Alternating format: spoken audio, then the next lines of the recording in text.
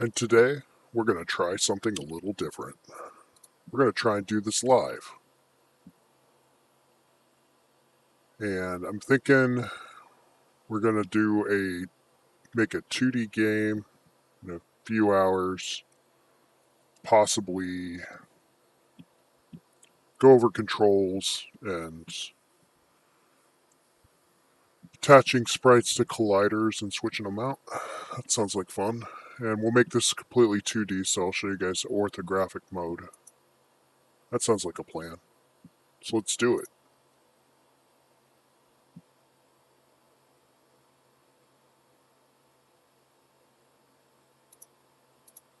First, let's get some stuff edited here.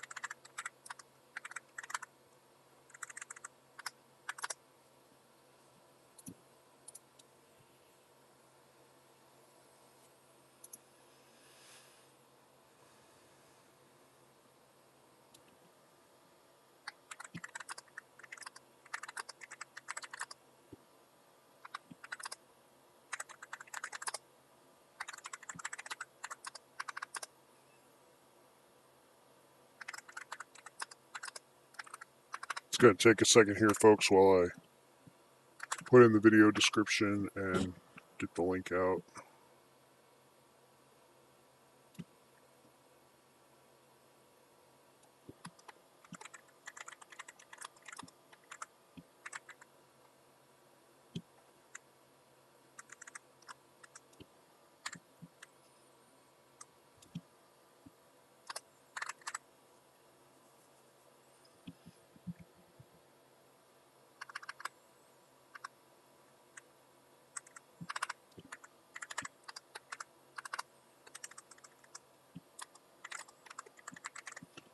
I imagine for most of this first live stream, I'll be talking to myself, and that's great. Because I can do that for hours.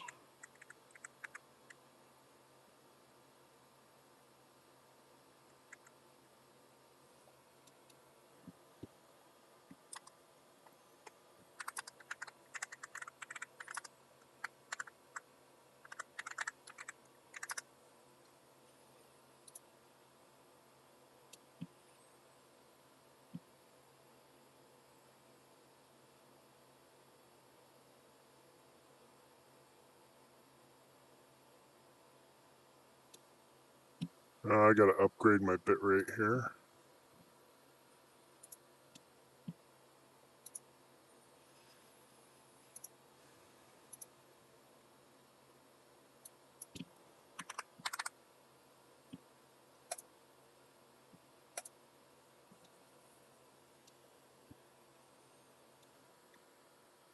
Should make things a little better.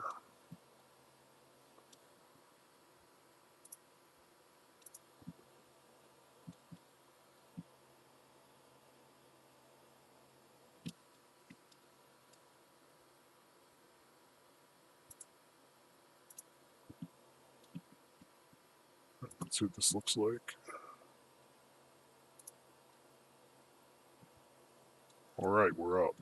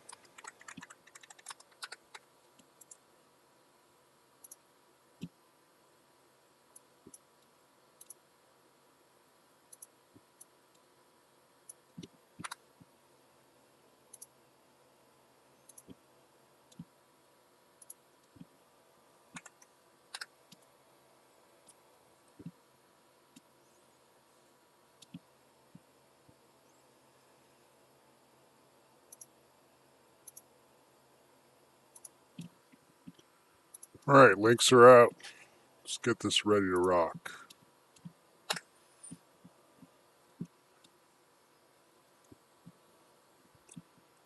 Okay, since I'm talking to the wind on this, I'm going to go ahead and just say everything.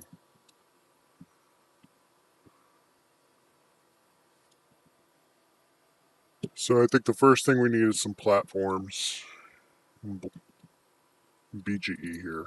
So we're going to do those.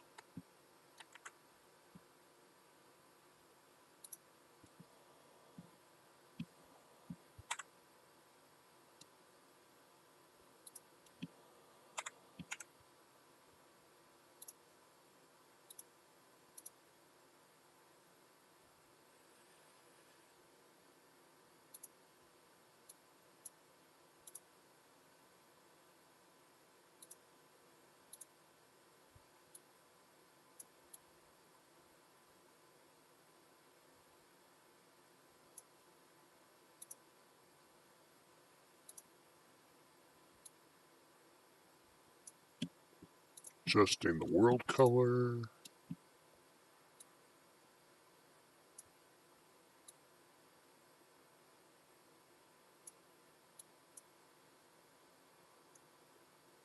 Okay, good.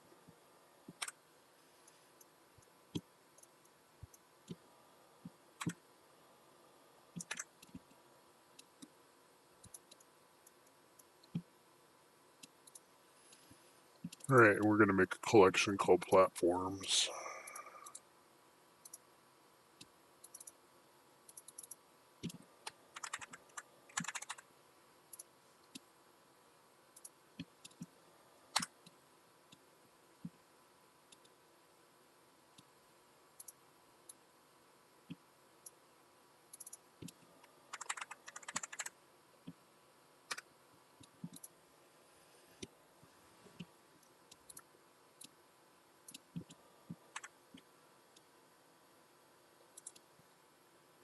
So if you're going to make a 2D platform while you're moving things around in 3D space, the final view is going to be orthographic, but what we're going to do is we're going to, under item here, by pressing N in the N menu, we're going to lock the Y axis. So when we move this around, it doesn't go off 0. I'll duplicate it and do the same thing. Okay. Actually, I'm going to delete this one because what you want to do is set all your physics settings on the first object you create. So when you duplicate it, you're not wasting time. This is already static. Alright, looks good. We're not going to mess with collision bounds. If you don't make any internal edits to the vertices, then you shouldn't need to click collision bounds and it'll work better. Yeah. Okay.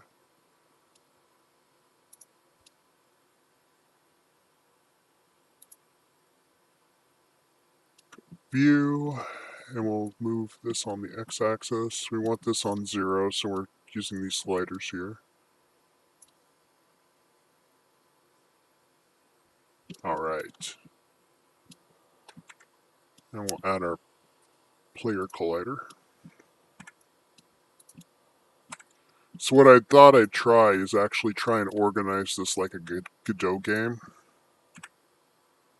So let's go ahead and create a collection called colliders.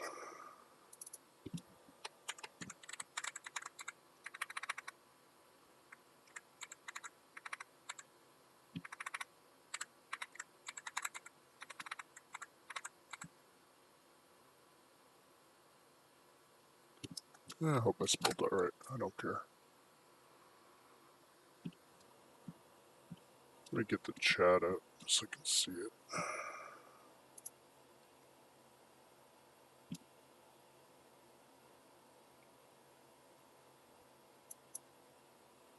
Nice.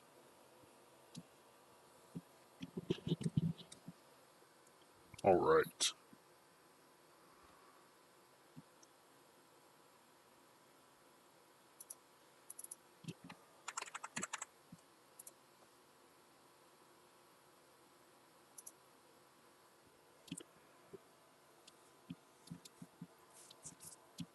So I think if I wanted to do this like a dough, we should create a bunch of empties to be nodes. And all the logic will go on the empties. And then everything else underneath will be kind of treated like that hierarchy.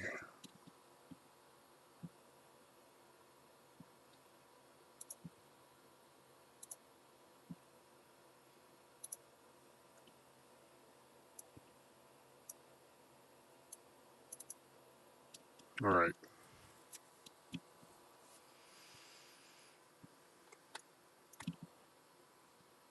Let's go ahead and save this real quick.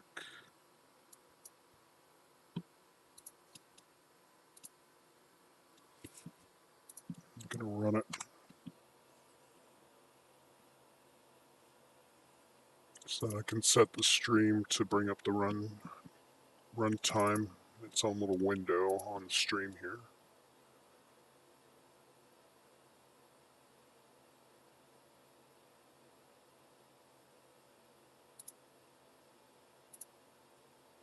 There we go.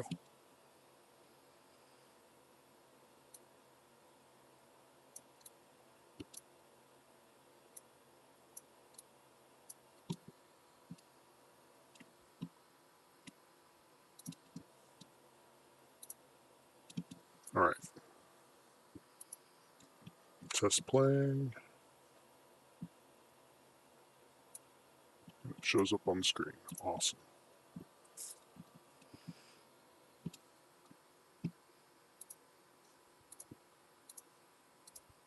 All right, let's go here.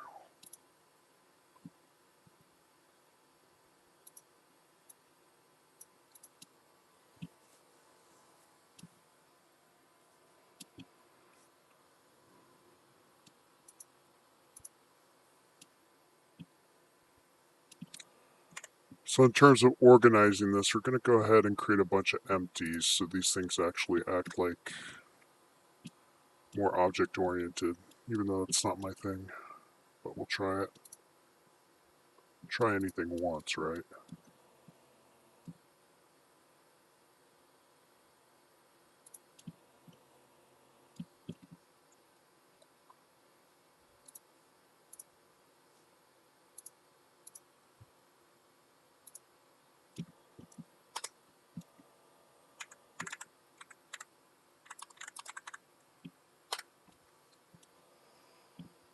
Okay, and then I'll create an empty here.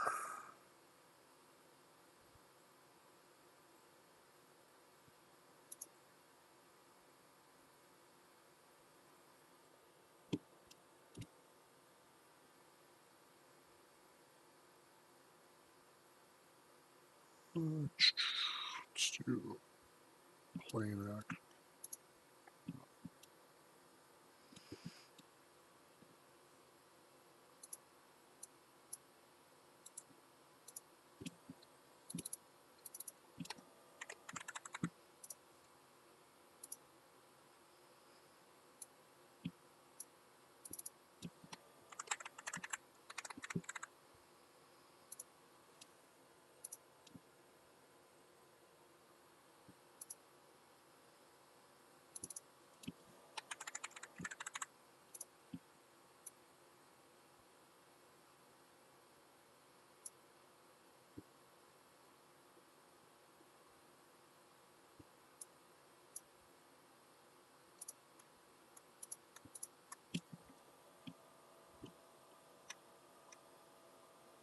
Pressing Alt Shift Control P to parent. Yeah. All right, so now we got our player node, and it's attached to a collider that's a mesh here, a cube.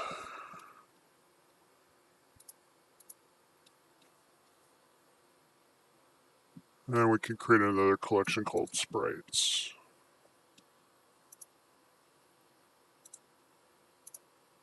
we won't use for a while. Okay. Alright. So the first thing we need to do is we need to design a player jump, because you can't really space out your platforms until you have a satisfying jump, right? So let's get that done.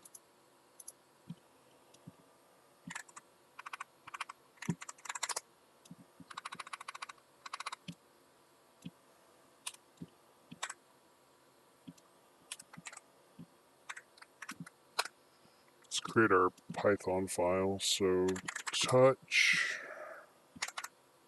slash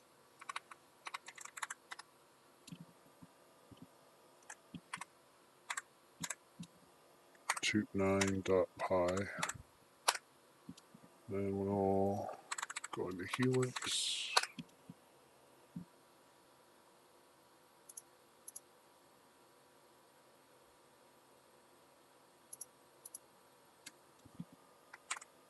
Do open dot.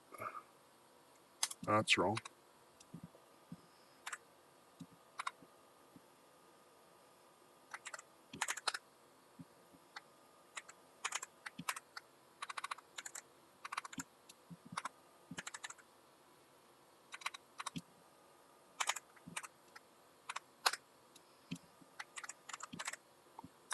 Open dot.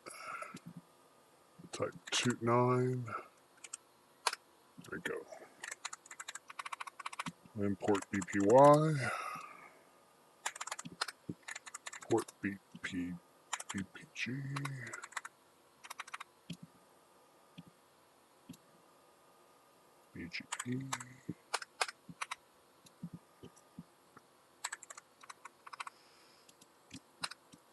Is there anything else you think we're going to need right now?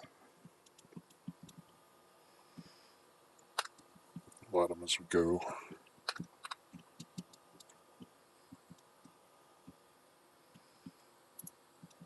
Go ahead and save that.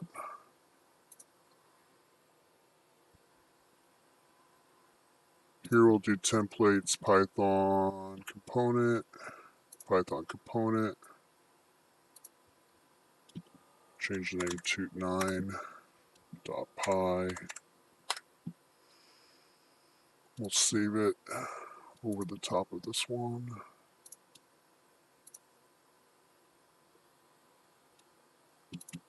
And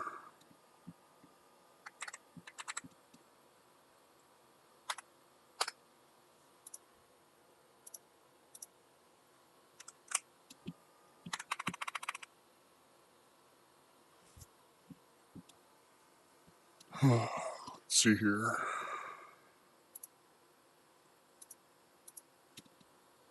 So first we need player control.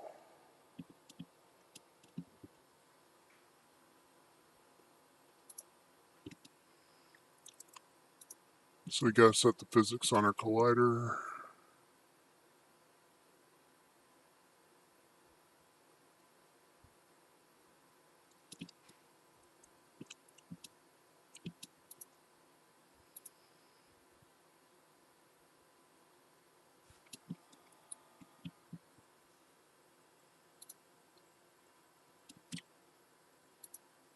Character, do we want to do rigid body or dynamic?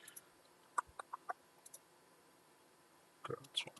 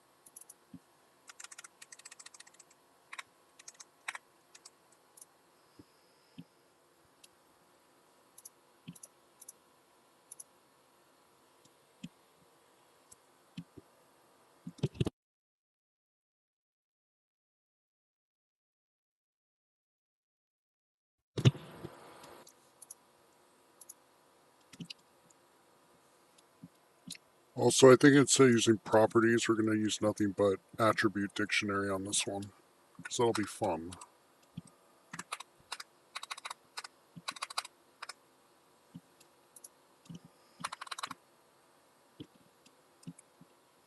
So all our scripts are going to be attached to this empty, and it's going to get,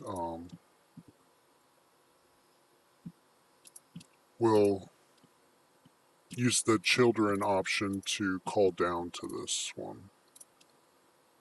We'll try doing it the Godot way. So instead of trying to make a mess, we'll try and keep it organized, I guess.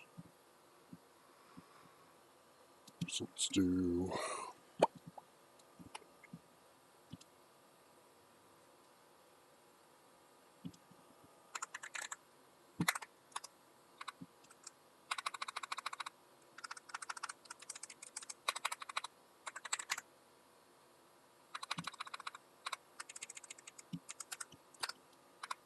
So to access objects attribute dict, you could do self.object dot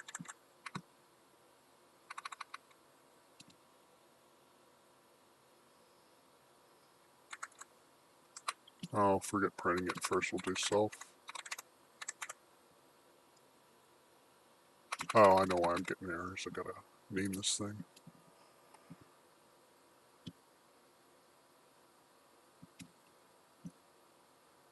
Okay. Still organize it well, so let's call this one com for component player data. And this is where we'll store all our properties for the player. We can do print self object dot attribute.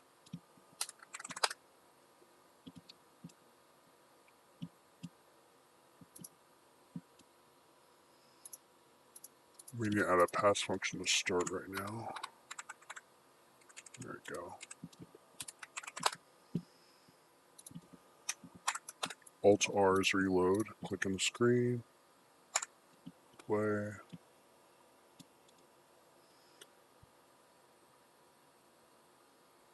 And nothing happens because I didn't attach anything to it. So we'll select our player node. Go to Python, go add.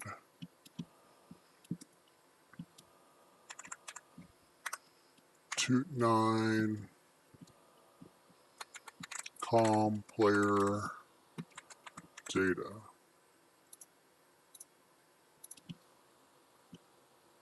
We'll go ahead and copy this class.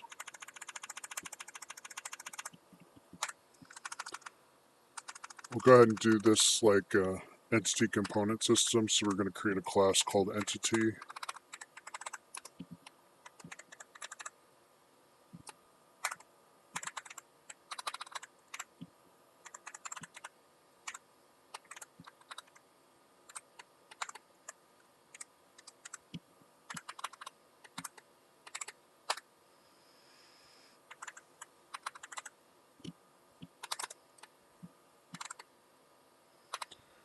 And the entity class is only going to have 2 arguments. It's going to have entity ID,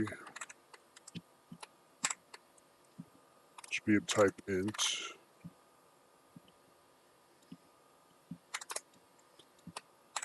and a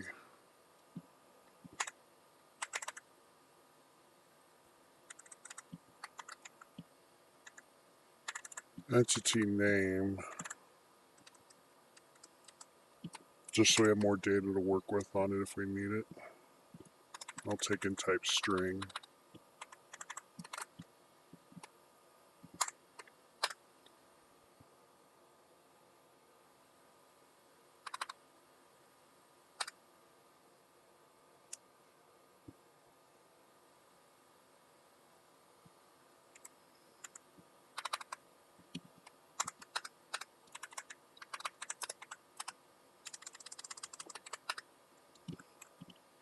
I'll do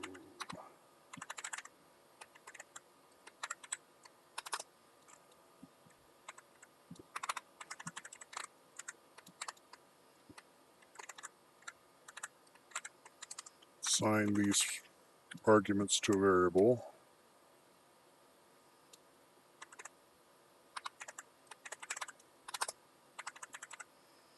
And since they're not going to be changing, they're going to be constants. We're using caps case, so it doesn't really matter to Python. Even capital variables are mutable, but it's a style thing.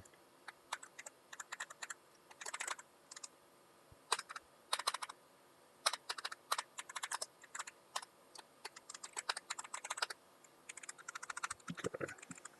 So our first set of data on our player node is going to be ent ID and ent name. That way, if we need to like run a range loop through some ent IDs, we can do that. And then we can comment in the code what range IDs are what. So we could do range ID like 1 is player, and then like you could do ranges 100 through 200 or enemies, right? So if you have to run a for loop on everything, you could be like, I don't know, if you wanted to make like an item that destroyed all the enemies on the screen, but not the player, what you could do is put a when they hit, you could say if ent ID is equal to 100 through 200, you know, those enemies get exploded or whatever. So we're just creating data we can use later.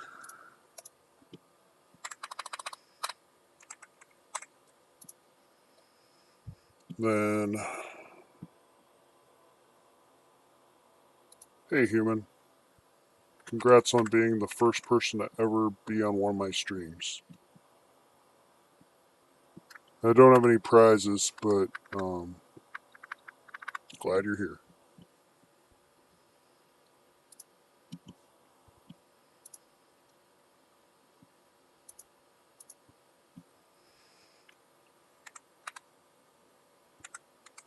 I like changing the args to regular dictionary instead of order dict because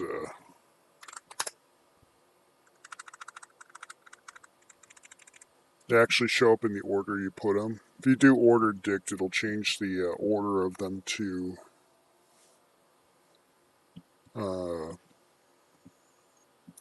alphabetical order or alphanumeric order. So I'd rather just use the curly braces. All right. So com data is going to be empty because it's just going to store data.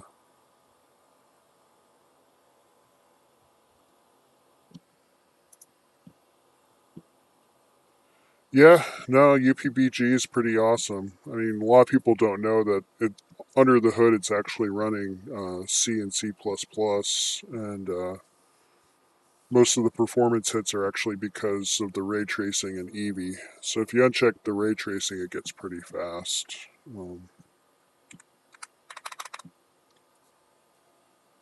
So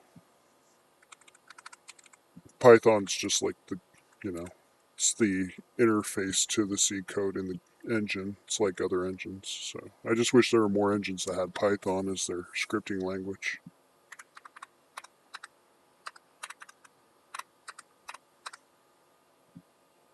I hope the guy who's working on Godot Pi finishes it someday.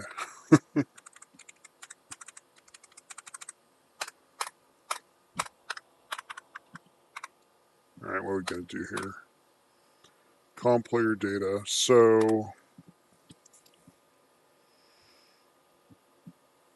I'm starting a new best practice. Instead of creating properties, we're going to use attrdict because actually let me go ahead and bring this up.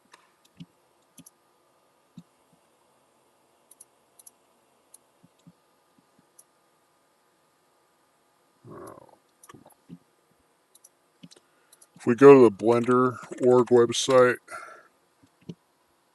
and go to what's new and click on the Python API,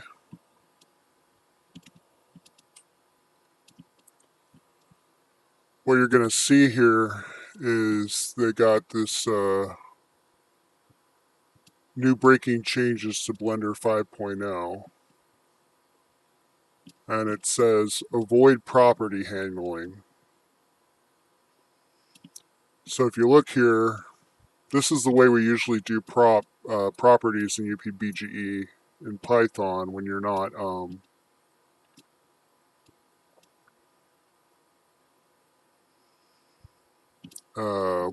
using the GUI, when you're not adding properties in the to objects in the game property section. If you're doing it in Python, you'll see here you would do object property equals, like in this case integer 1. It says here this is no longer directly supported. You may need to restructure your code to not have it rely on this. So I guess it means it's deprecated, so at some point it might go away.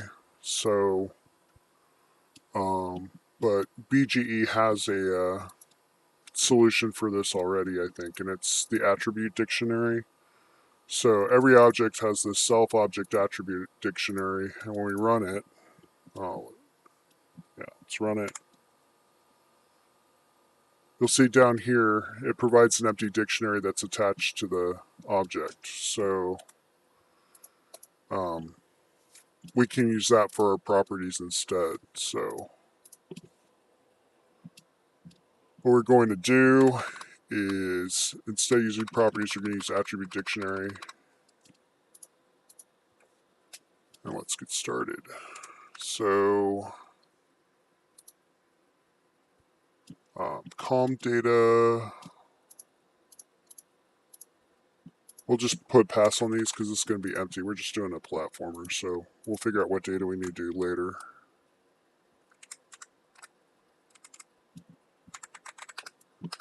Okay. So now what we're going to do is we're going to go ahead and create our game controller so we can start moving this object around. So, we need to add our entity class. So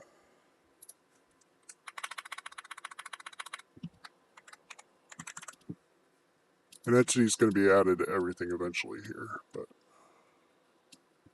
I have to reload this.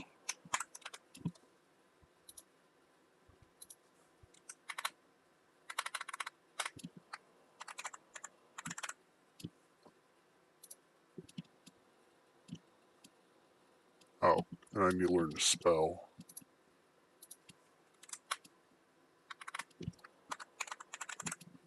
There we go.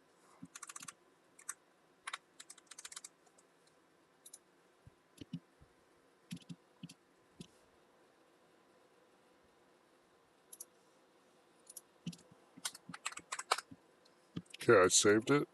I reloaded it. Oh, okay, that's what happened. It didn't reload. Okay.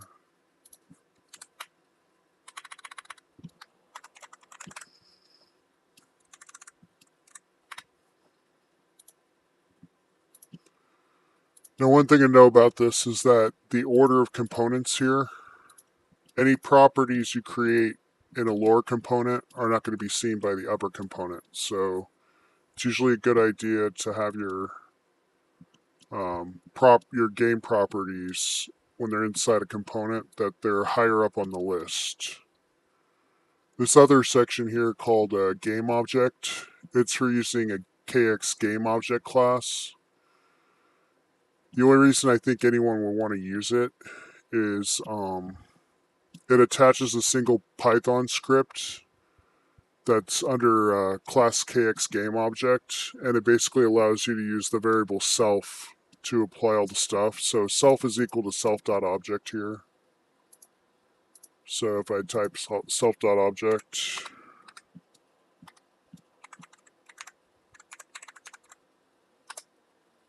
and then you get all the things you can do to an object, apply movement, all that stuff, collisions, right? All the variables and functions, right? Well, in the KX game object class, it would just be self dot, apply motion. But it's the last thing that loads. This game object class up here is the last thing that loads, and there's no point in using it if you're going to put components on everything anyway, from what I've seen. The only reason I'd think to use it is if you're creating like a custom set of object states where like the vertices move around and stuff, but I don't know how to do that yet, so I may mess with that later, but we're platforming today, so all right.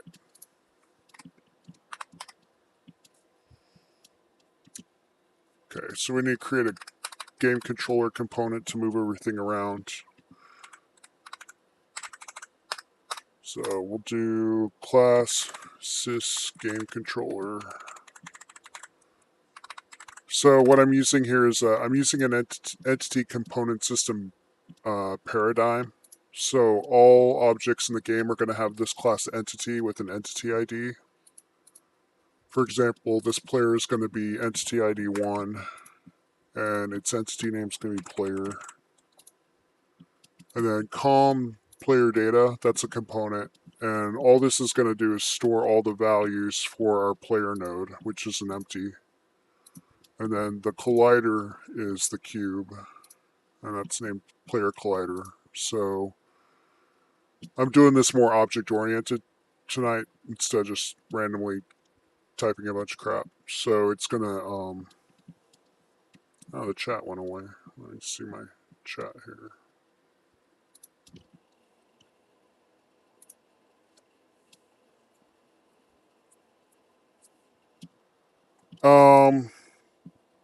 Yeah, it's buggy because of the way I don't think bullet is completely bullet physics. The way it works is the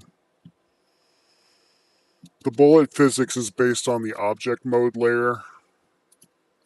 So if I were to go into edit mode in here and change the vertices and stuff, once the physics is already assigned, it's going to be the shape of this cube. But the bullet physics, I mean, Red Dead Redemption used them, so I think it's pretty cool. I mean, I've never tried Unity, and I don't care to because I don't like their licensing agreement and how they've been screwing over indie devs, trying to milk more money out of them they were trying to raise prices for a while and they got screwed. And I'm like, I don't care. You know, they're going to be all. Problem is that as companies get bigger,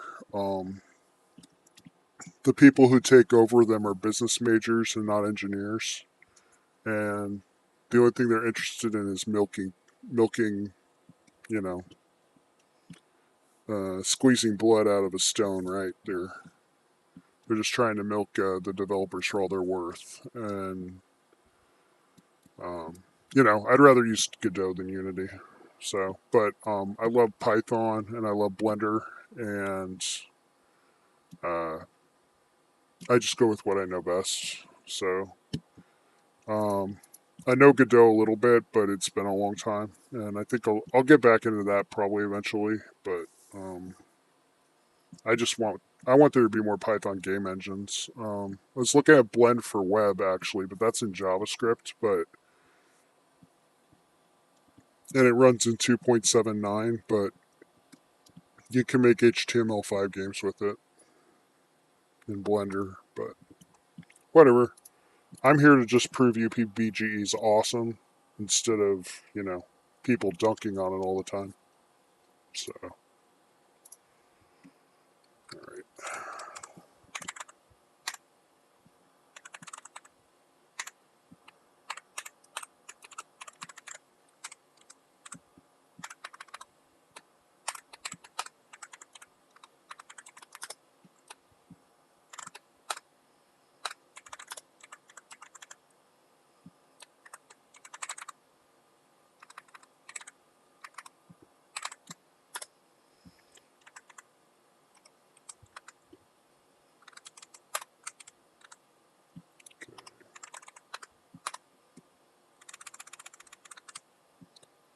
Great thing about you being here, human, is you get to watch me like mess up everything. So, congratulations.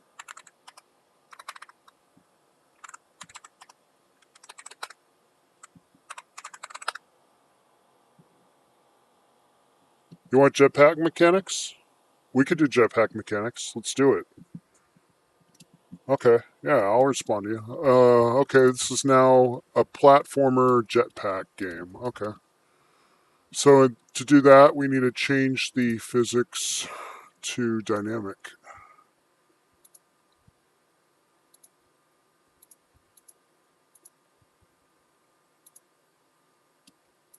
So we'll change it from character to dynamic.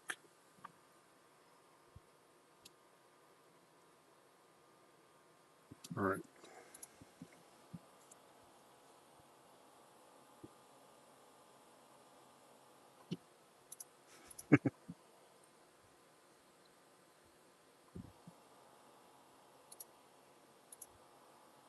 I have no idea who Stalker spelled badly is. Unless you're talking about the game. All right. Next, we're going to do... We got to work on the game controller first. So to do a game controller properly, we need to assign variables to our joystick. So let's create our joystick function.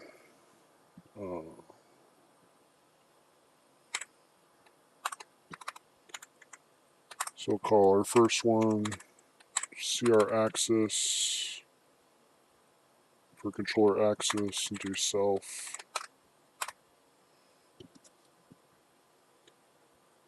Now we got to create a variable for a joystick that gets updated every function call. So jstick equals BG logic joysticks. And we'll go ahead and print joystick so you can see what it looks like.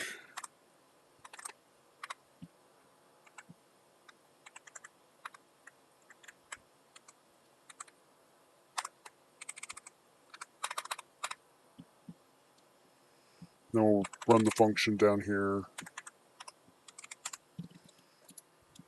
We'll save it.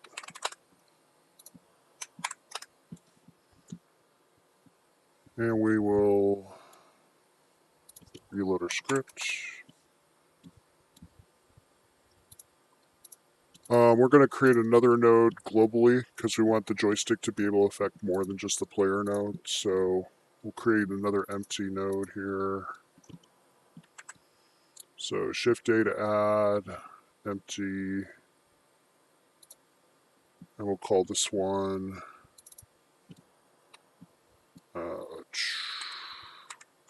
global.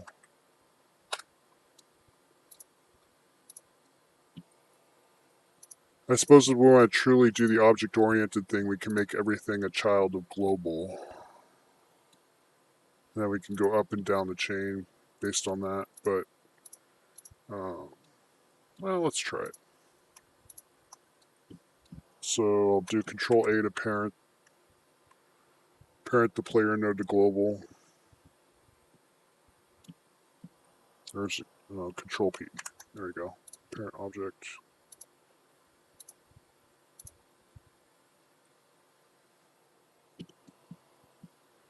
For global, we're going to set physics to good. No collision. No collision. Awesome. Okay, this is working.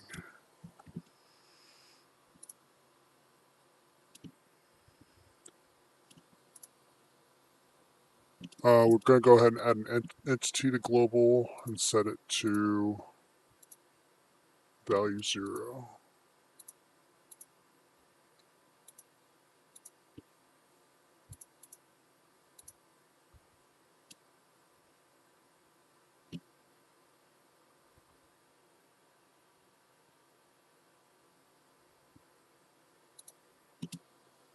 We already got our first error. What's going on?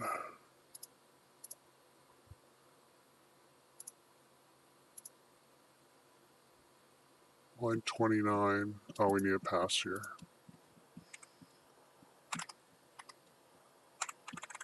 Okay.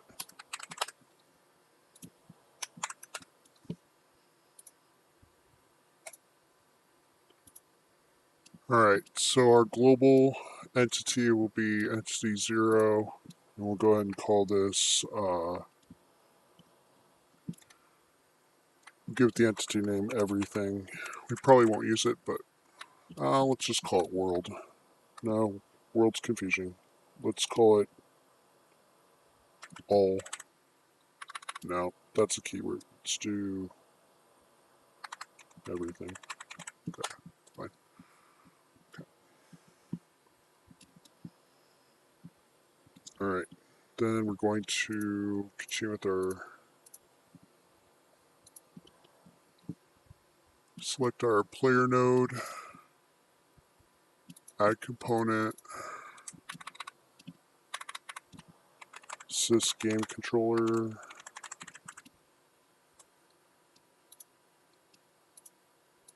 Okay. So it's added, and then if I press play, you'll see down here what it shows. I got my Xbox controller set up. And so we got generic Xbox controller, then a whole bunch of none. So bge.logics.joysticks is it's basically an array that's a what we call a unwritable list. So we can get values from it. We just can't put stuff into it. All we can do is detect from it because it's actually a C class, from what I understand. So we'll go ahead and quit that. Like if I unplug my controller,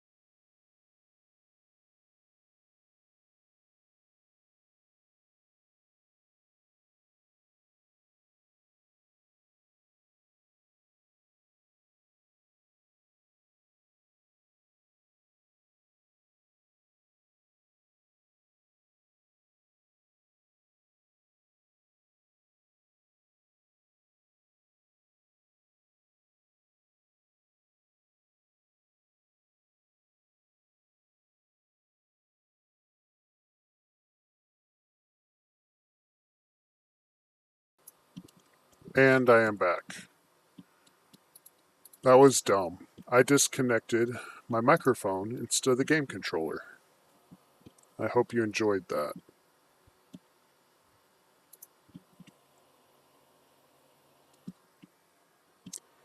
Alright, we're going to try this again. So if I disconnect my game controller and print this joystick variable,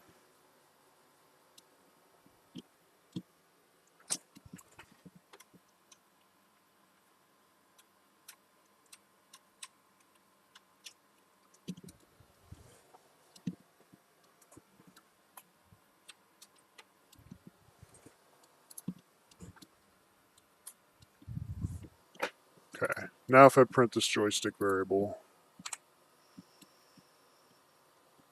you'll see it's a list that says none. There's 8 entries, so BGE supports up to 8 controllers.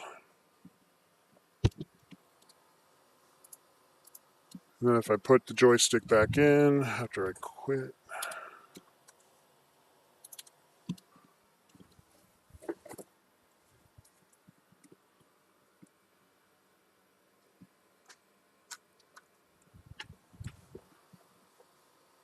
if I run it again,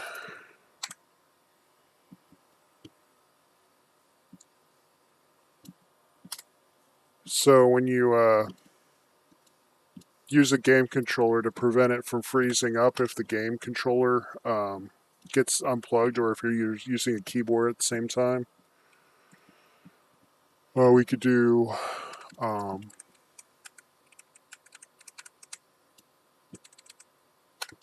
add this if statement in our function. So if jstick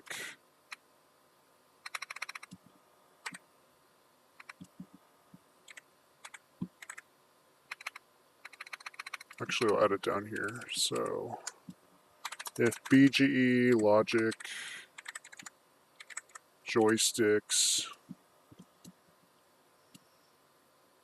dot count none. So we got down here, we have these all these nuns, right? So if there's no joystick plugged in, there'll be 8 nuns total, right? And then if a joystick's plugged in for player 1, it'll drop to 7. If 2 joysticks are plugged in, it'll drop to 6.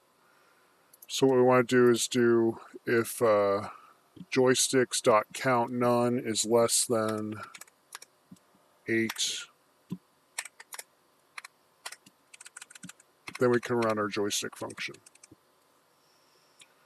But we also want to be able to differentiate between whether or not we're using the joystick or the keyboard. So we'll go ahead and add some global variables here. So we're going to import the enum class to enums. And we'll create a class called control device. Have it come in from enum. And we'll set keyboard equal to 0. Oh. Do this. From enum import enum. There we go.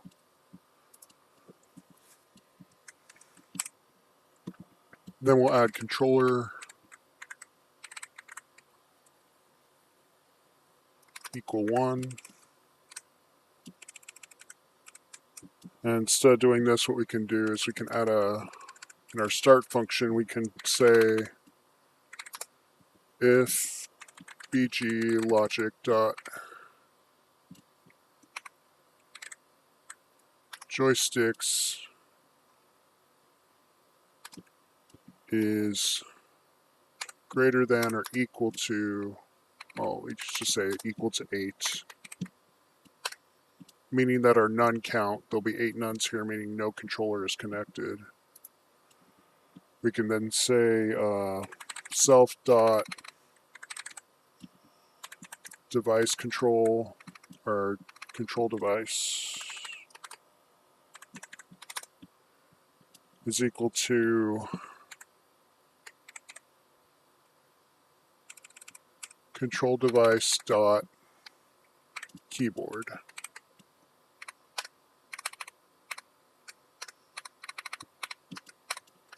Then we can do elif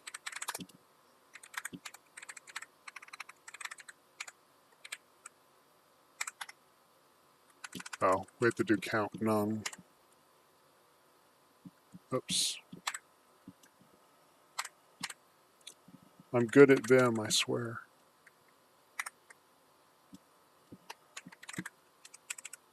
Okay.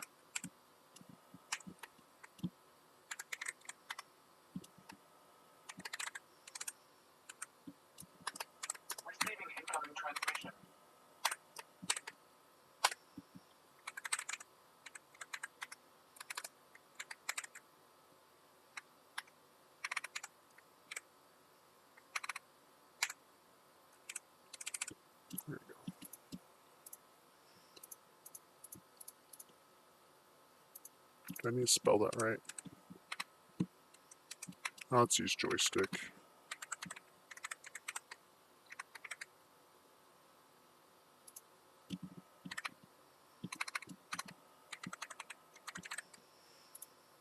All right.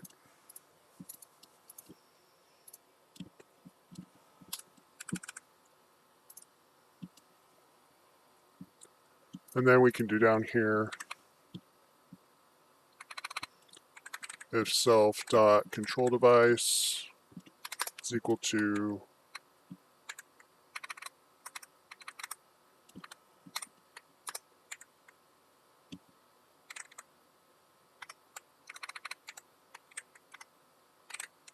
there we go. So now this our gamepad analog stick function will run when it's set to joystick.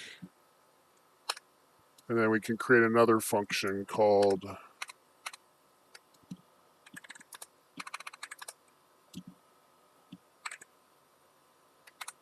keyboard controls.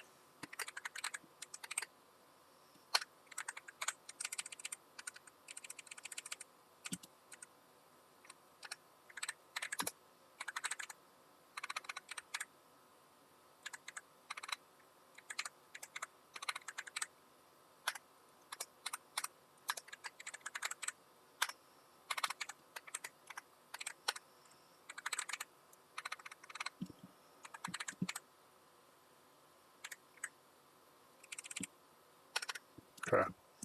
So now when the joystick's connected, it'll use the analog access to move stuff around.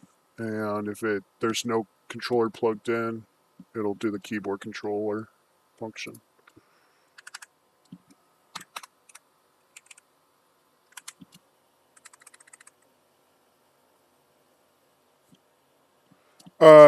It count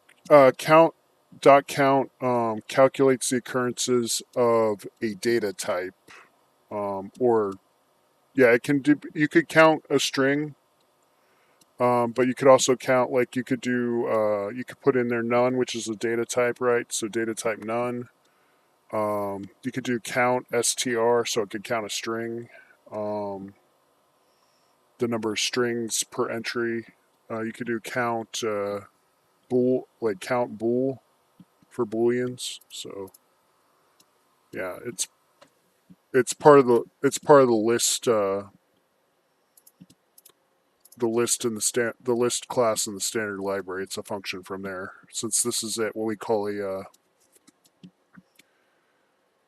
It's called a. It's an immutable list. It's immutable. So. It's because the joystick list class is actually written in C in UPBGE, and it's not actually accessible through. We can get stuff out of it from Python. We just can't insert things into it because the insert is coming from the what's it called, the assembly code for receiving signals from the controller via USB. So that's what I assume anyway, because that's what it looked like.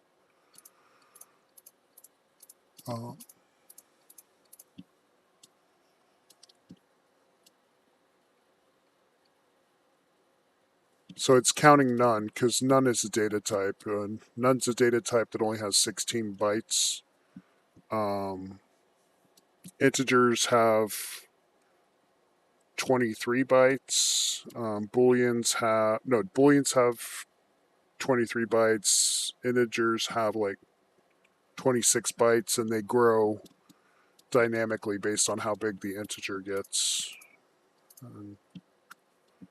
So most of the data types start at 28 bytes and then get bigger as the values get bigger. So Python's bloated, but I like it.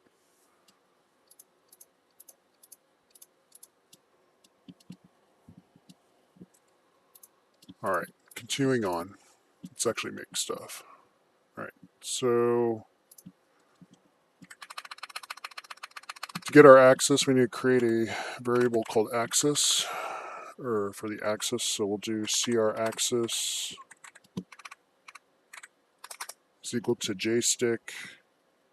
Actually, we'll change this whole thing to CRAxis now. Oh, we already got our function in that, so CRAx is equal to joysticks dot. So because this list here, we need joystick number 0 from this list, which is this value right here, generic Xbox gamepad. So we'll do joystick 0 from the array, then dot axis values. Yep. And so every time this function runs, this variable gets reset and it updates the variable in memory with the state of this joystick command. And so now we've done that, we can do print CRAx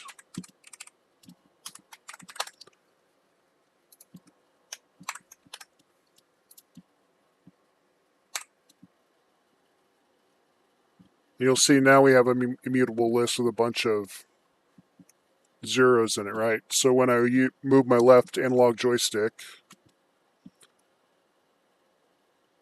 we have a value between -1 on the left, +1 on the right of the left-right axis on the left analog stick. We have on down, we have, okay, so the second item in the list is the y-axis of the left one, which is all the way down is 1.0, then all the way up is -1.0 right here. And then the right joystick, if I go all the way right with the right joystick, we see that column 3 is the left-right axis of the right analog stick. And if I do up and down, you'll see -1.0 here. So value 4 or value 3 in the list, because you know this is axis 0.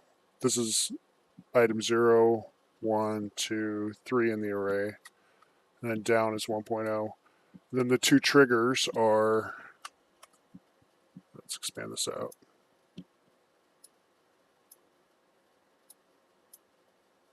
Oh, is it going to make me do this? Oh, okay. There we go. So our two triggers are the last two, so we can, the triggers are analog, so they have a value of 0 to 1. Okay.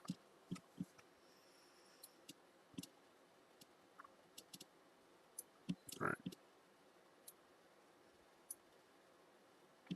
This window here is where I keep the documentation for the game engine, this window pane, so I'm going to hide it.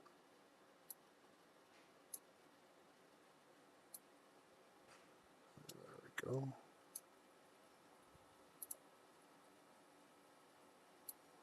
All right. So we have access to the axes, so now we have to set our logic for making it do stuff. So what we're going to do is in our player node, we're going to create, actually we're going to do it to the player collider, because, so we'll put this class in the player collider. So no, we don't need it. It could be anywhere. Okay. So we'll do it in this object. So we need to create the conditions that we need to set a dead zone for left-right axis and our up-down axis. And so we could start adding some variables up here. So we could do is active, set to type bool. And then we'll do dead zone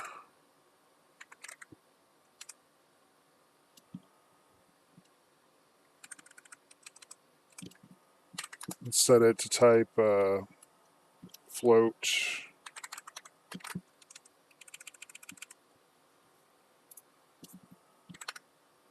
We'll do self.isActive is equal to args is active. Self.deadzone is equal to args deadzone. Actually, let's go make it capitalized here.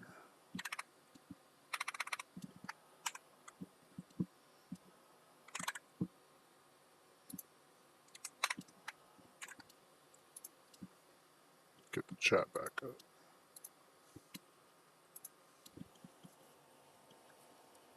Have fun. See ya.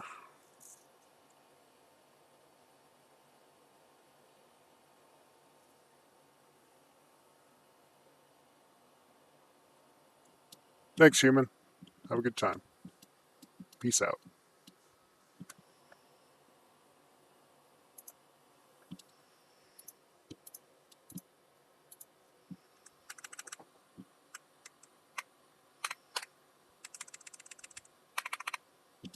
Oh, let's get rid of that.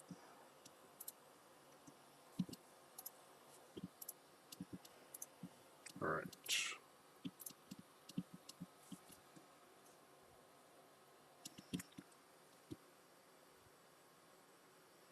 Chat back up.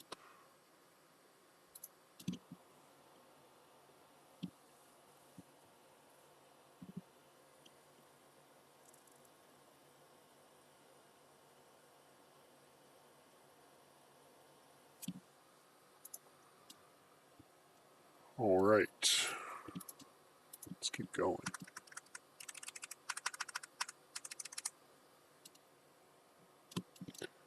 We'll get the controller working and then we'll call this stream done. So we'll do CRX.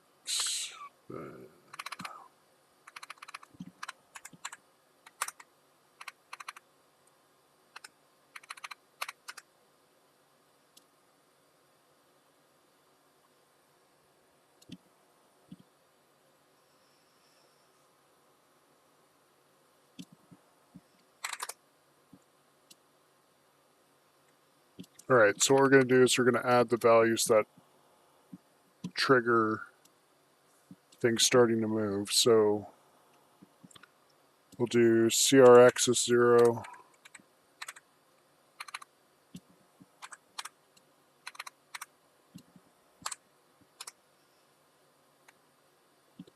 If it's less than or equal to 0.7,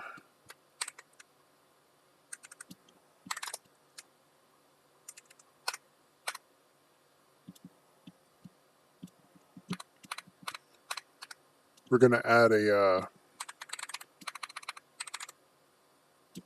property to our attribute dict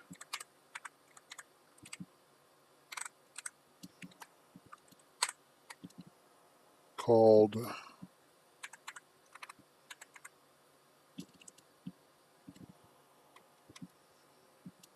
let's run this real quick and find out that value. Which direction is down and which is up?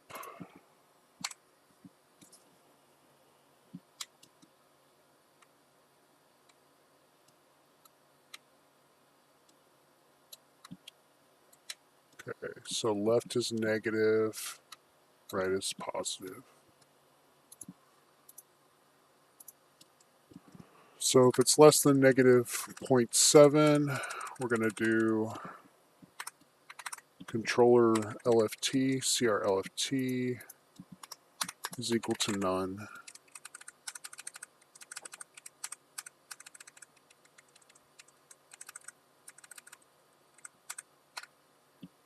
And then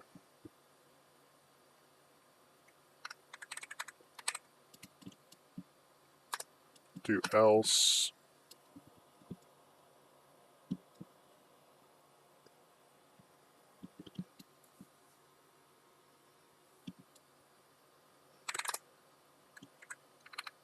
if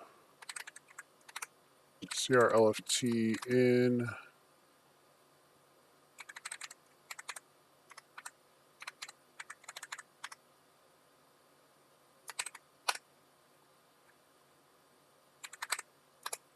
we'll delete that option. We'll delete that CRLFT string from our array.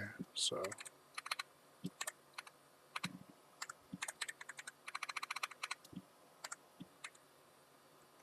or from our hash table.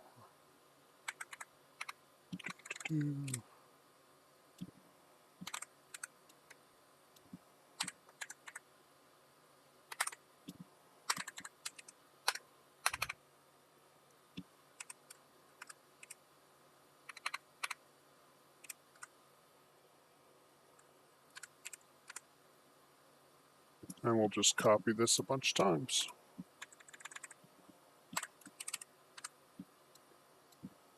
Paste it 3 times.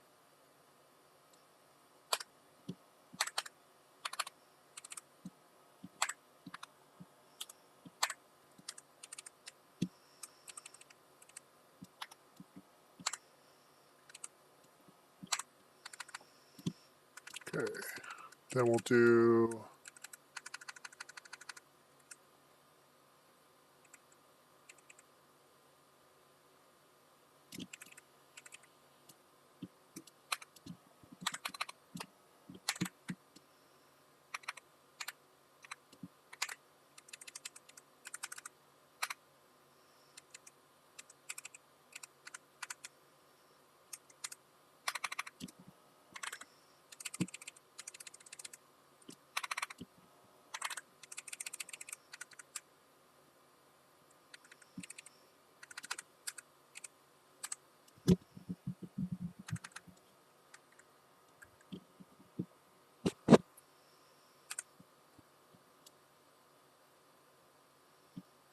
I think it's going to be better if we do elif not.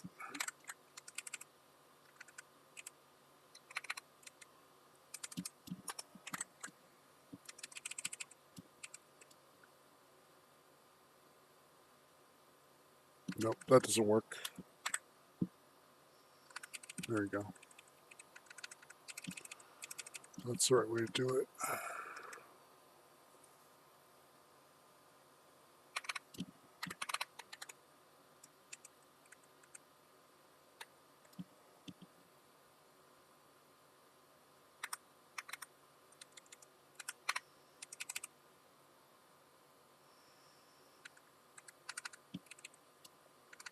Just don't worry about equals to, just do greater than and less than.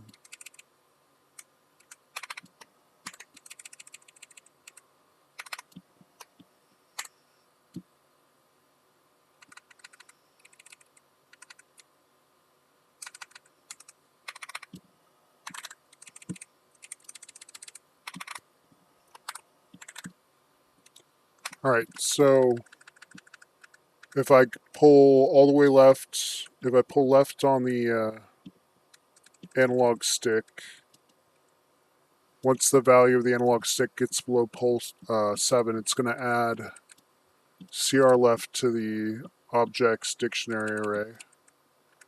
When it's not less than -7, it'll delete that item from the array. Then we'll do the greater than, so when the analog stick is all the way to the right, it will add CR right to the attrodict. And then with else, yeah, if it's in there, it'll delete. So I got to change that to right.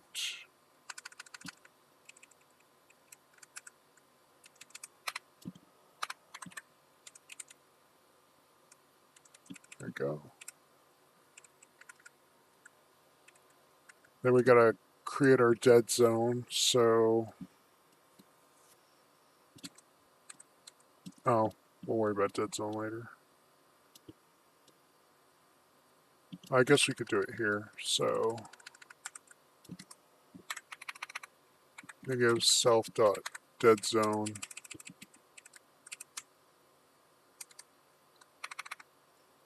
positive dead zone.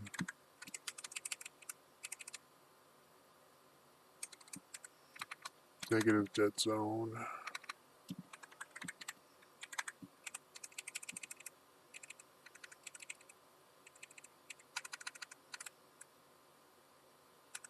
And positive dead zone.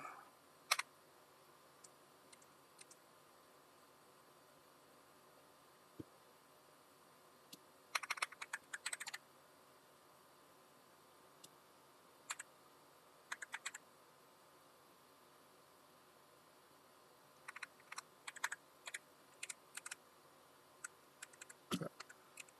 Make sure these are faced the right way. So less than, greater than, less than, greater than. Okay. I'll play this real quick and make sure. Oops.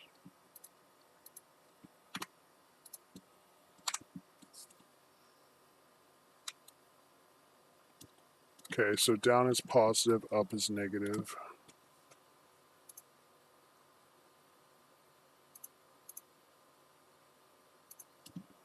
So that's going to be controller up.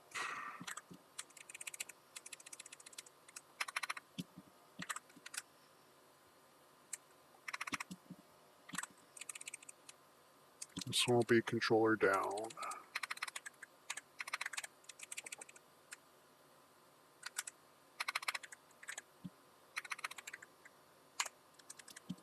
Now the reason we set our controller to send things to array values is now we can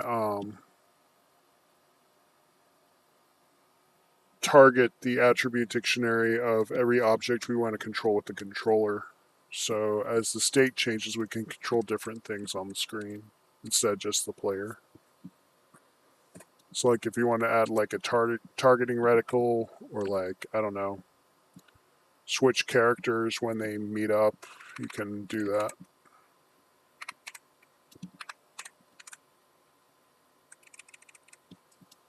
Okay.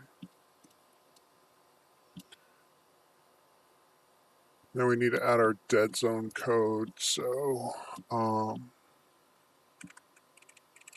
actually we've already done it, but make it the variable. Nice. Okay. So that's set up. So now what we can do is we can create a test for this, which is just print self.object attredict. And then we can get rid of, yep, we already got rid of the print command.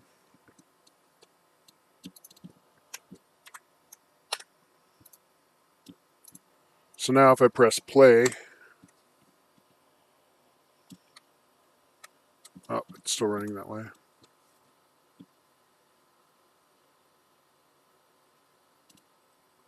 So I need to save this, reload it.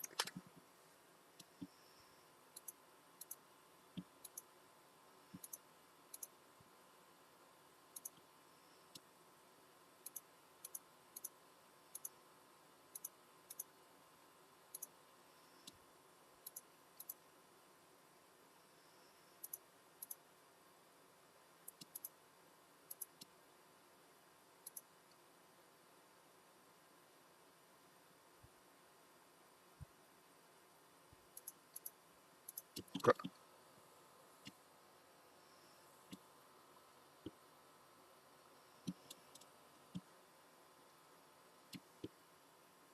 So we're getting errors. If you need to check a component for errors, you can just reload it. Oh, we have to add is active, and then we'll set our dead zone to 0.6. All right. And then if we play this, we now have our empty attribute dictionary, but when I move my controller to the right, no, to the left, it now says CR left. Oh, it also says CR done. So that's because I didn't choose the right axis. So for up and down, CR up, CR down. We got to change the controller axis to axis 1. Axis 0 is left to right, axis 1 is up to down on the left stick. And now when I reload it and press play,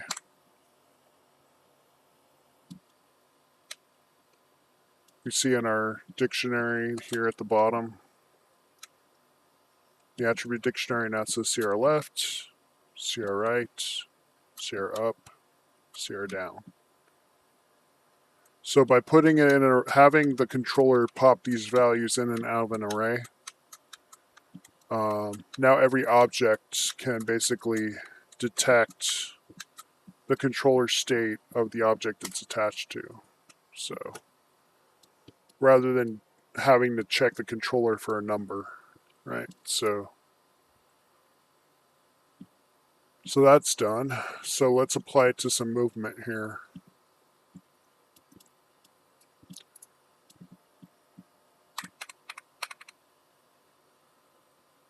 So we'll create a class for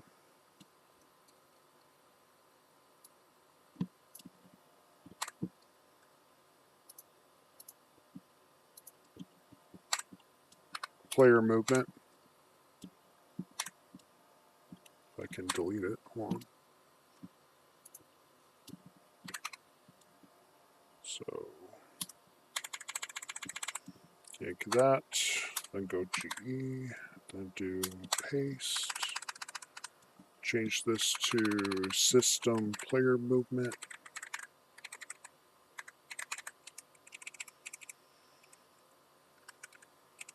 Get rid of these. All right. Go pass.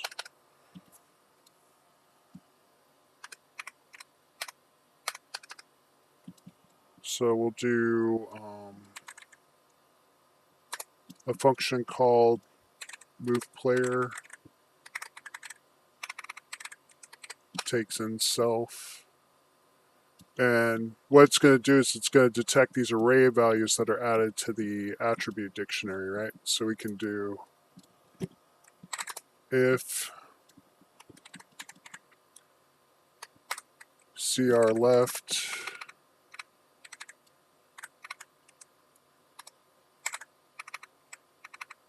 is in, no, we don't need to do in, is in self dot object dot attribute.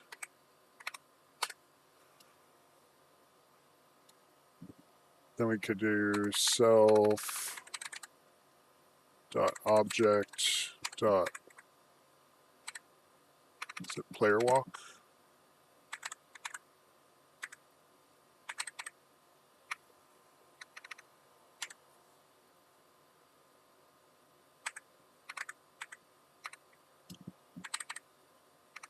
Do we need walk or do we need apply motion?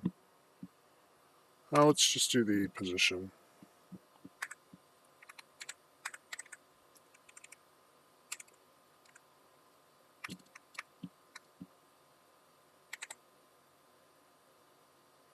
World position X minus equals self.speed.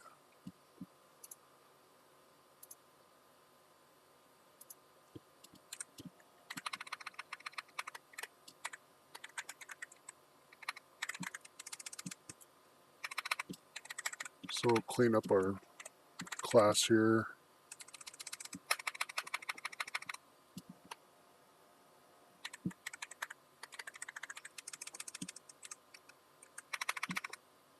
We'll do move speed dot, make it a float.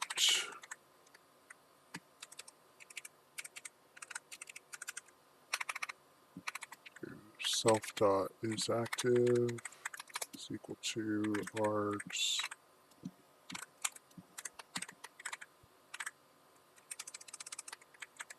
is active. Self dot move speed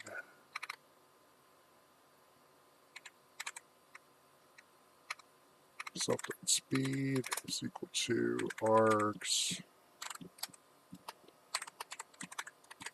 new speed.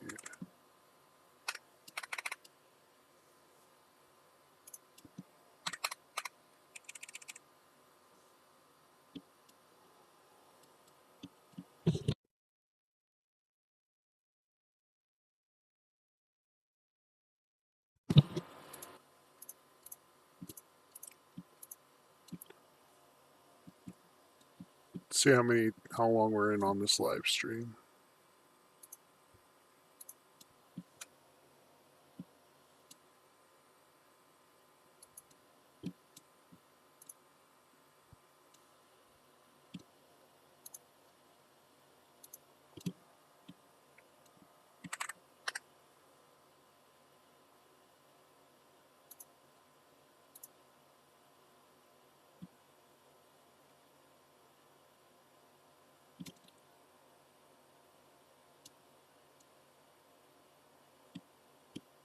I think right now, oh, it'll tell us.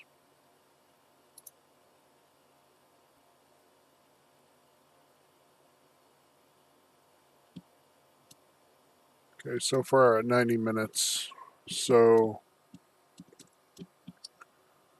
we'll get this guy moving left to right, and we'll call this one a day. So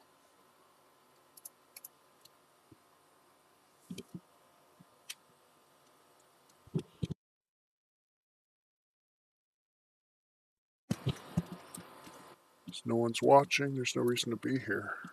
I'll do this as a real tutorial later.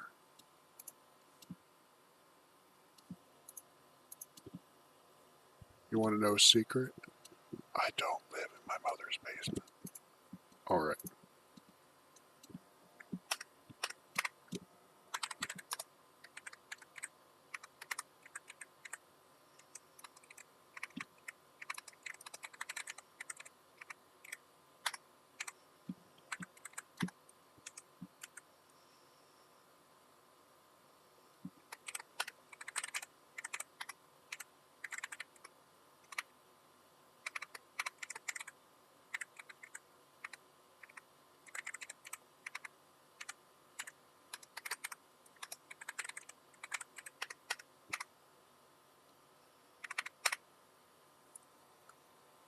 All right, that should be good.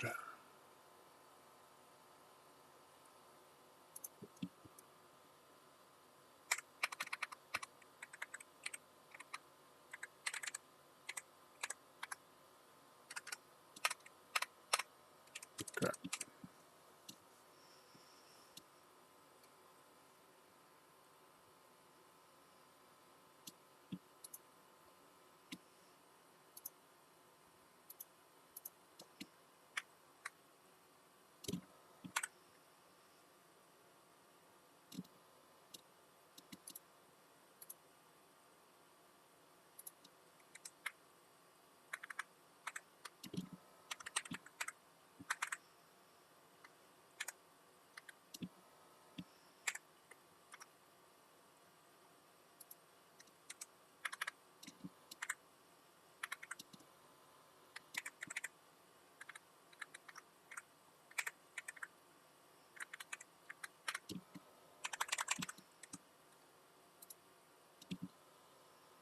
Now we have to save this and reload it.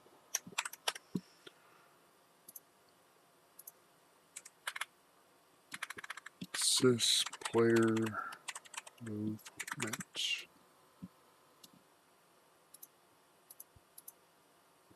Set it to active and set our mode speed. Usually 0.4 is pretty good. Or 0.04. There we go. Let's see how fast or slow that is.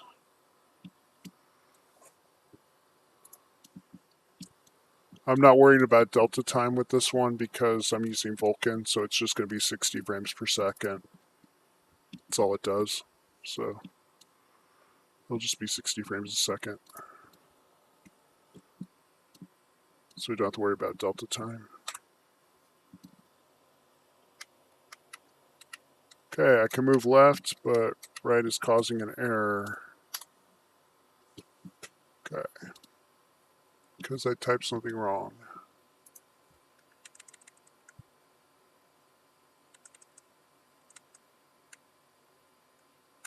Yeah, it's the world position. Oops.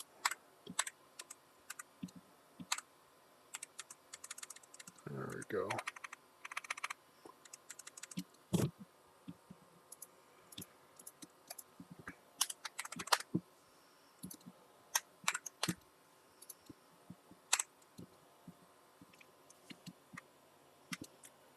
All right, we can move left and right.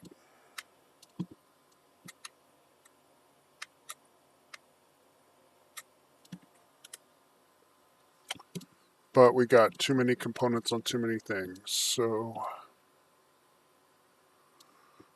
I'm going to go to the parent node, player node, and we're going to get rid of sysgame controller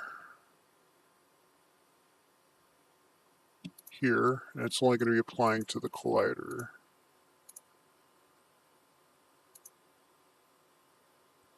And we're going to unparent this.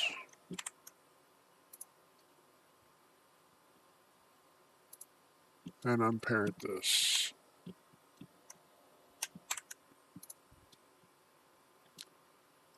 And we're going to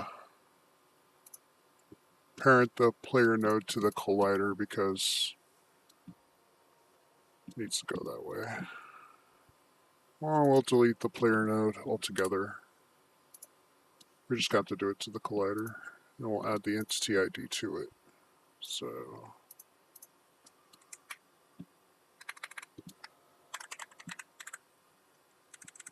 entity, move it up to the top.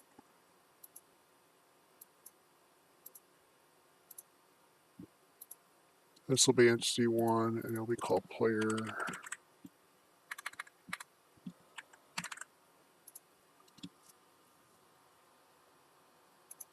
Our global entity is 0.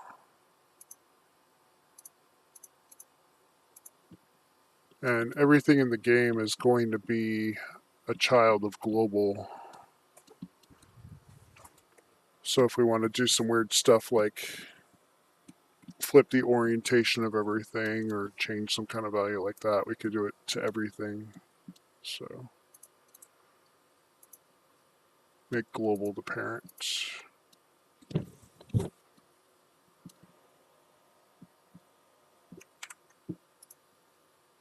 All right, cool.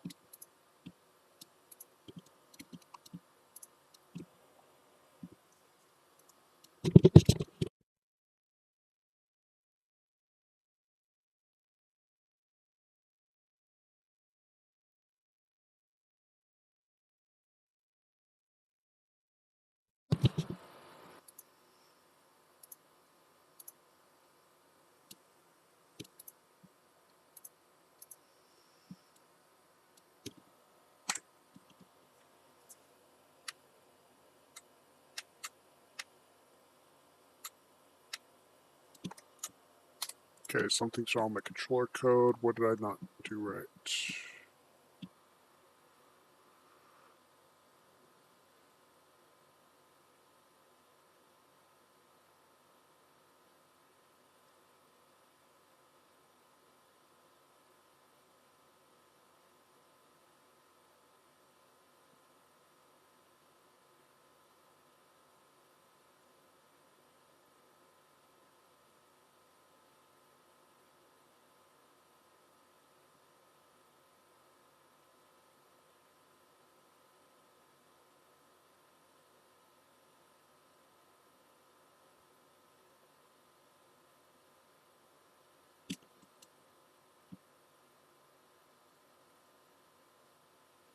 Misspell something? Nope. Let's try it again and see what's going on. Okay, it's automatically moving left and...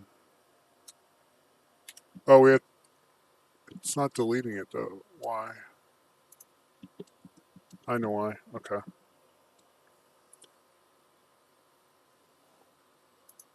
It's because of these else statements. So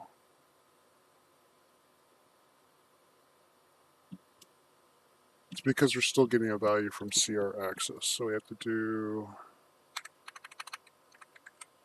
elif crx 0. So we're going to do it like this.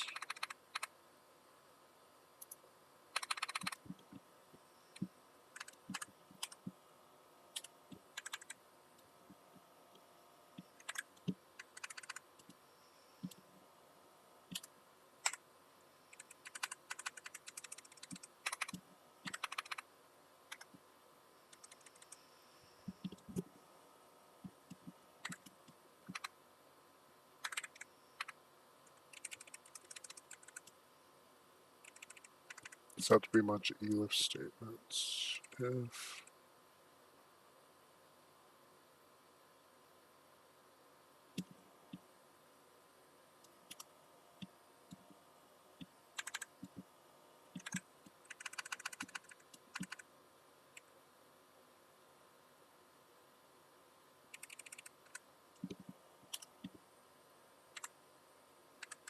actually, these all need to be if statements, so they're all running at the same time.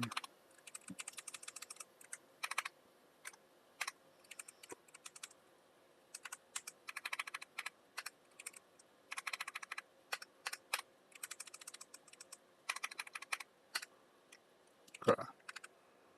And then, okay, these can be crunched in.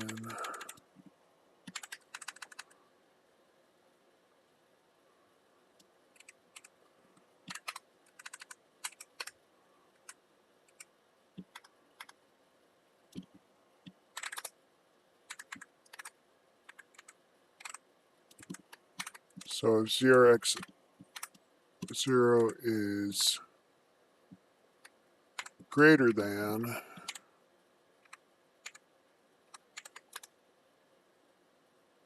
negative self dot dead zone and CRX0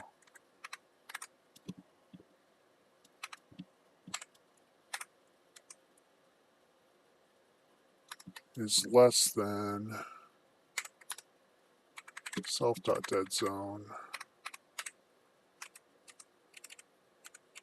then it removes those things.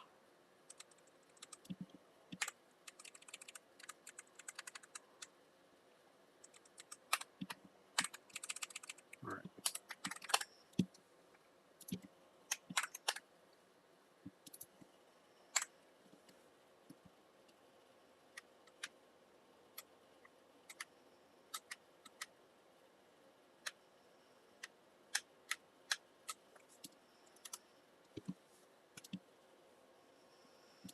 All right, it's still buggy as heck. That's probably my fault.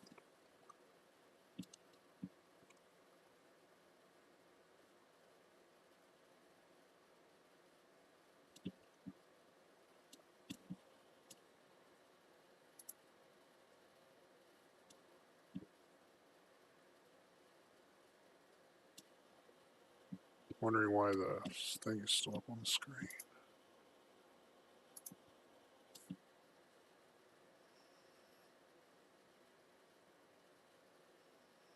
All right, I'm not seeing it. Okay, continuing on.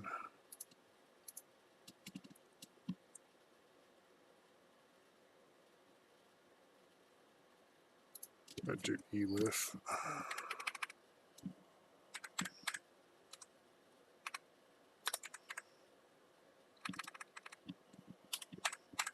Get to that in a second.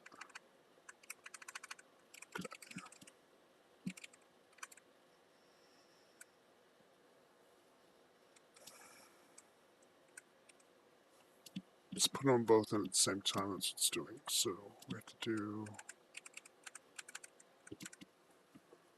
Oh, I bet my dead zone's set to 0, huh? Let's get this back to normal. Okay. Oh, check the dead zone. Yep, it's not even active.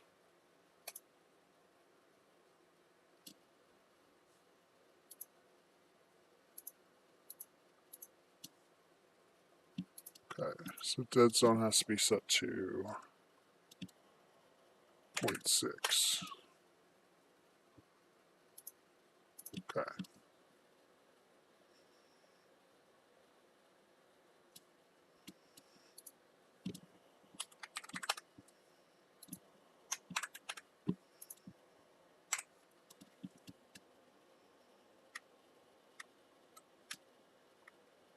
Okay, I got a typo.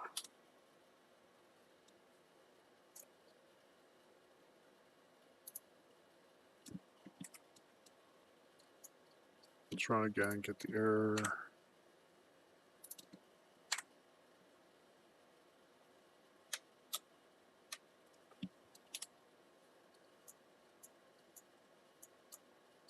Okay, error is on line 112.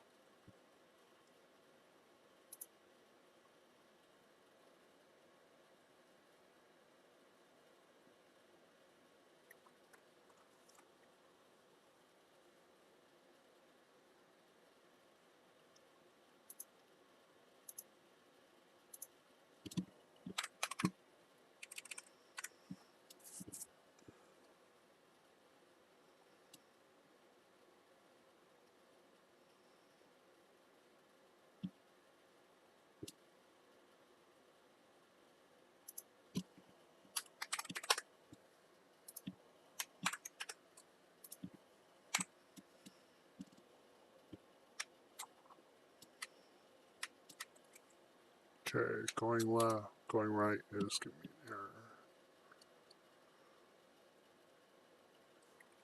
What did I type wrong?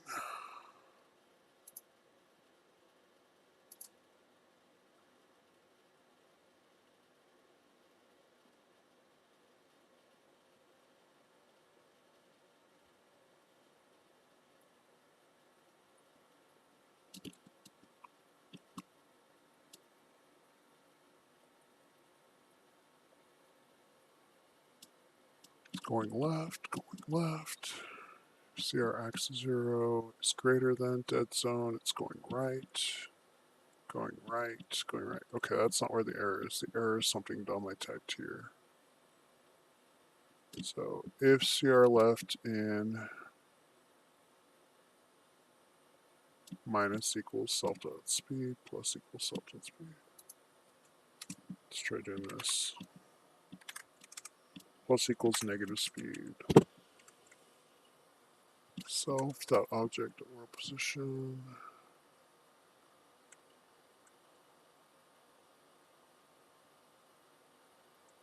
Okay.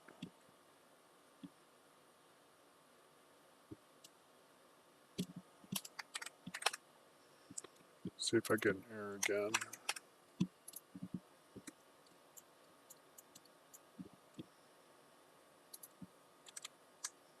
Carried at the bottom and play.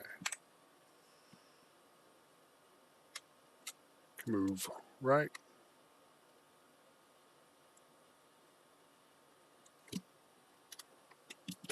Yep, I mistyped. It's world position with capital P.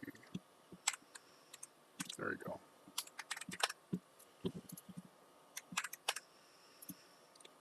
Machines don't make errors, people do. Until we get to the age of stochastic computing, and then computers will make plenty of errors. Alright, we can move left and right. We don't have any gravity yet, though. So let's get some gravity on this thing.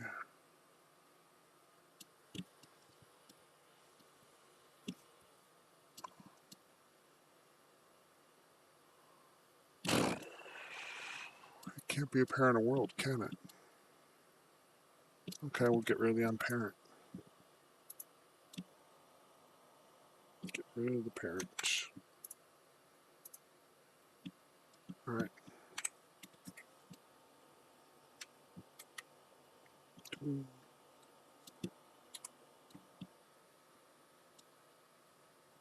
Okay, it works fine as expected.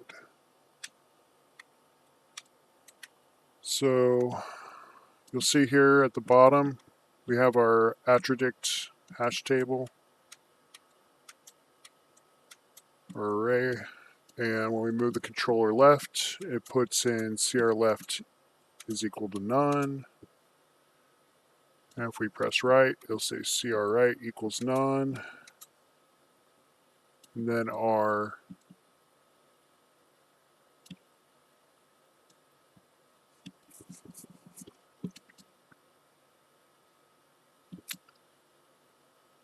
move player function in the separate component. Close the game. So we have this move function over here called player movement, right? This class here. This function move player, it detects whether CR left's in the attribute dict or CR right. And we could also check our performance. There's not much in here, but if we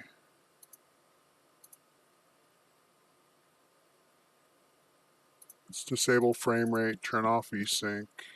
This thing will probably run really fast now. When you do this, this is when you need delta time. But if we do frames,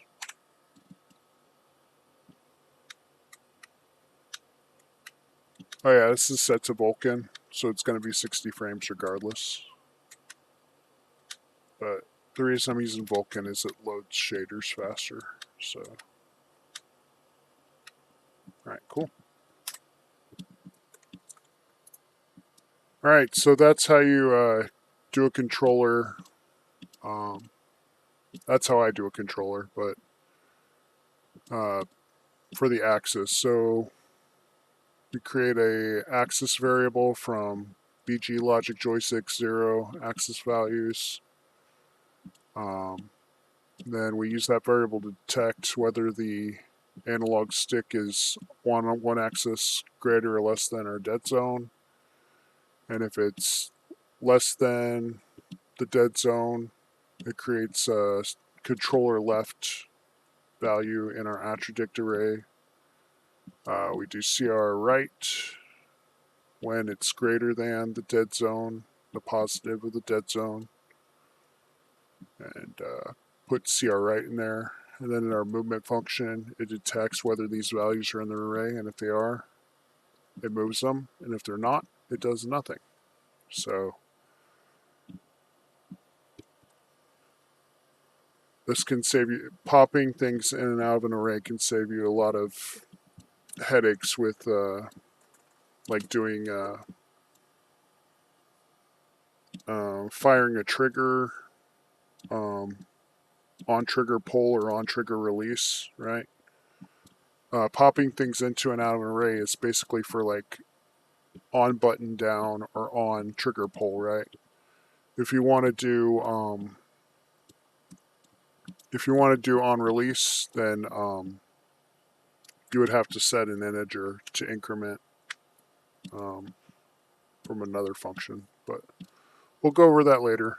So this was my first stream ever, and it probably went horribly. I had one heckler on, but he's a good guy, and I'll actually do a full tutorial about this, but we didn't get to adding a jump to this, but we could do that later. But what I will show you guys is, see how this is all 3D? Well, if you want to make a 2D game, you go to your camera,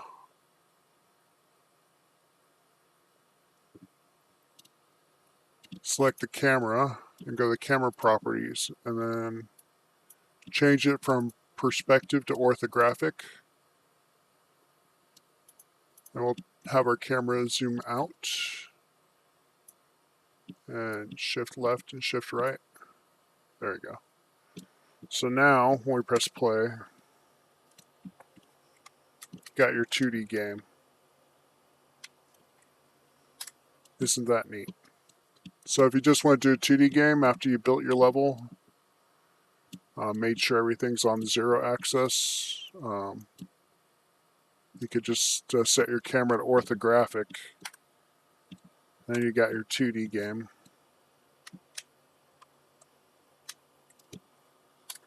Eat your heart out, pie game. Alright, this has been a fun stream. Have a great day. Bye. Where's the stop stream button? I gotta stop the stream.